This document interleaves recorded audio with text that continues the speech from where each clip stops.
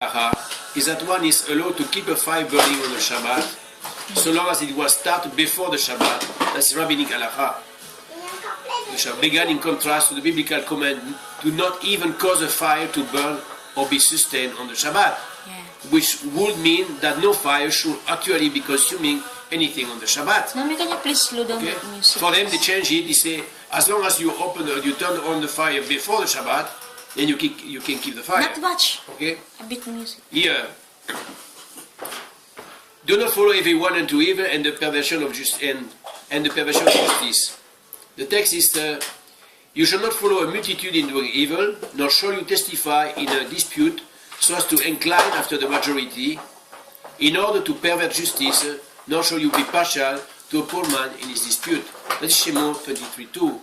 Now, in the classic example of rabbinical halakha, the rabbi does something creative, editing, by forcing the biblical halakha to reveal the oral Torah.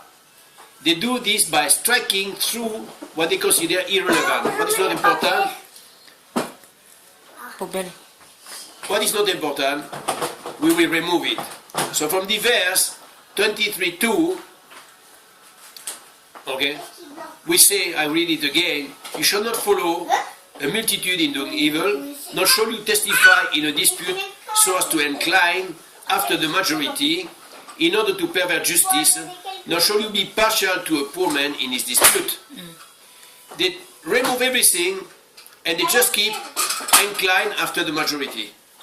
So you have to incline who is a majority. No matter how false the interpretation, this is still a new ordinance binding on all Israel.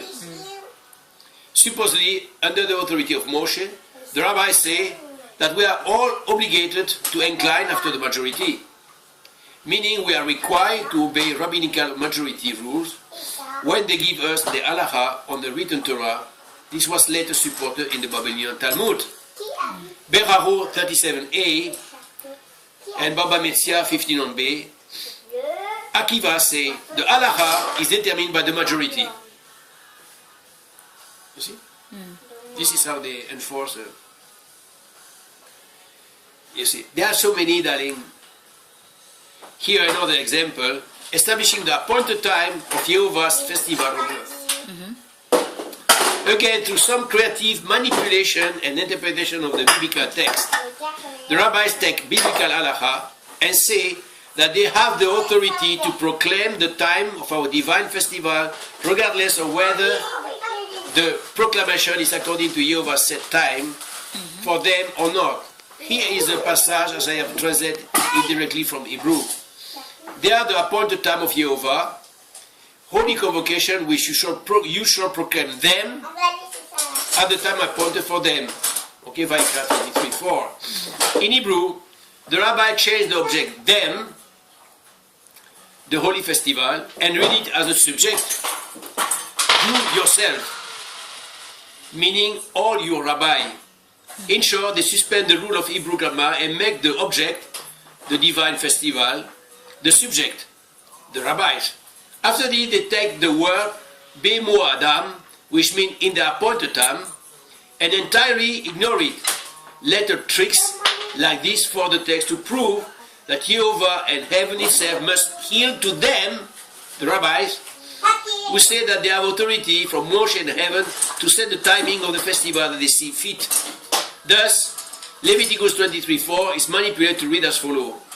These are the appointed time of Jehovah, holy convocation, which you, the rabbi, shall appoint or shall proclaim them. You see? So they are the one who decide. They have changed. They change it. Yeah, that the rabbi shall proclaim them.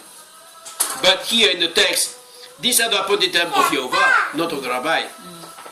Holy convocation, which you shall proclaim them. Them. It's not the rabbi. It's the appointment, the feast. Yeah, Jehovah has already set the time, and then it doesn't pass to them, and then they change it. This is divorced from Devarim 24:1-4. The rabbi developed a workaround and permitted what the Torah forbade by reinterpreting the law of Halitzah, and then taught condition for the forbidden. The rabbi have the right to annul any marriage which is not in conformity with their ruling. A rule that study of the laws about sacrifice as one actually offer them Pesika. Oh, let me see if I found something here too. Deuteronomy 25:5, Alitza is a law of the Levite marriage, whereby a surviving brother refused to take the widow of his dead and raise up children for him in the event that the brother and his wife did not have any children at the time of his death. You see, I think Avi has done a very good work to explain the complexity, you know. Yeah, because he knows that he wasn't. Yeah. He wasn't Orthodox. After that, you go to the Minhag. He explained Minhag is a Jewish custom. Here's the concept of Minhag in the Brit Hadasha. Okay, Minhag exists in the Brit Hadasha. And he came to Nazareth, where he had been brought up, and as was his custom, he entered the synagogue on the Shabbat and stood up to read. That's Yeshua. When Yeshua went to a wedding at Cana in the Galilee, the Gospel narrative tells us something of the Jewish custom that was prevalent at the time. Now there were 6 stone water pots set there for the Jewish custom of purification. You see? Roman governor Pilate made reference to the custom of the Jew when Yeshua was standing in judgment. But you have a custom that I should release someone for you at the Passover. You see, their custom. The Jew had a burial custom, as we learn from this passage in the Brit Hadasha. And so they took the body of Yeshua and bound it in linen wrapping with the spices, as is the burial custom of the Yehudi. The prophet of Baal had also a custom. For example, in the Tanakh, we learn this. So they cried with a loud voice and cut themselves according to their custom, with sword and lances until the blood gushed out of them. Here is a custom that was established in Israel during the days of Judge in Shoftim, 1139. Thus it became custom in Israel that the daughter of Israel went yearly to commemorate the death of Jephthah, the Gileadite, 4 days in the year. It became custom, tradition. There is a custom established regarding the festival of Purim, as it commemorates the events recorded in the book of Esther. The Yehudi established and made a custom for themselves and for their descendants and for all those who ally themselves with them, so that they should not fail to celebrate these 2 days according to their regulation and according to their appointed time annually. Esther 9:27. Finally, we have a custom referred to Chanukah, a winter feast of the dedication that surfaced in the Gospel of Yohanan 10:22-23. And it was the feast of dedication at Yerushalayim. It was winter, and Yeshua was walking in the temple in Solomon's porch. In many cases, Minhag is law in the Jewish community by the sheer fact that the community accepts it as a regular way of Jewish life. Thus, it is taught that if a custom is practiced 3 times in a Jewish community, then you are obligated by law to do the same. Although not every case of Minhag is supposed to be binding, regardless, it is state Halahah to obey all Minhag established for a particular area.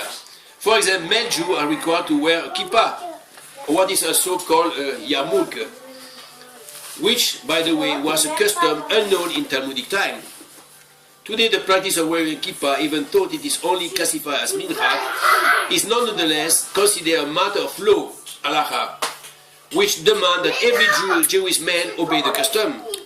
In fact, the law is that one may not walk even 4 cubits without his head covered, or make a blessing even while seated without his head covered. In truth, it is Rabbinic maxim dating to the last 1,000 years that drive